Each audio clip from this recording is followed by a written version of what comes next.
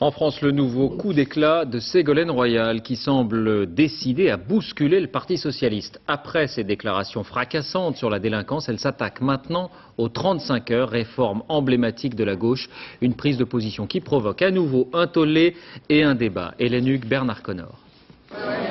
Vendredi soir à Lille, c'est Martine Aubry que les militants applaudissent. Mais Ségolène Royal tient déjà sa revanche. Une attaque rangée contre les 35 heures, la réforme signée Martine Aubry. C'est sur son blog, chapitre 2 de son livre programme. La contrepartie des 35 heures, écrit-elle, fut un spectaculaire assouplissement du droit du travail et une flexibilité accrue, d'où une dégradation de la situation des plus fragiles.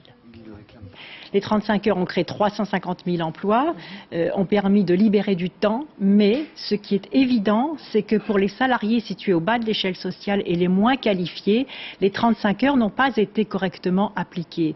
La réforme emblématique des années Jospin ainsi remise en cause, les socialistes crient à la démagogie. Donc, mes petits amis... Pour être au second tour, il faut d'abord rassembler son camp au premier tour. Et rassembler son camp, la meilleure manière de le faire, c'est sans doute pas de le déstabiliser en disant que le principal acquis qu'ils ont eu dans les 15 dernières années, on le remettra en cause parce qu'ils seraient responsables du fait qu'aujourd'hui on ne gagne pas bien sa vie. C'est pas vrai. Je vois bien quel public elle vise, je vais dire les choses crûment. Ce sont les petits blancs. C'est-à-dire les gens à qui des mouvements de menton, des gesticulations sécuritaires font plaisir et à qui on dit, vous savez, les 35 heures, c'est une loi pour les feignants. La semaine dernière, les propositions sur la sécurité de Ségolène Royal avaient fait bondir les éléphants du PS. Aujourd'hui, les sondages la confortent.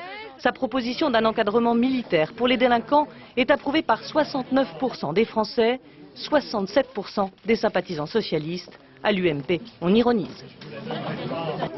Nous sommes particulièrement satisfaits de voir des candidats socialistes se rallier aux thèses que défend depuis 4 ans bec et ongle l'UMP contre une opposition qui bec et ongle les a combattus. Le projet du PS pour 2007 recommande la généralisation des 35 heures. Il doit être bouclé demain avec ou sans l'approbation de Ségolène Royal.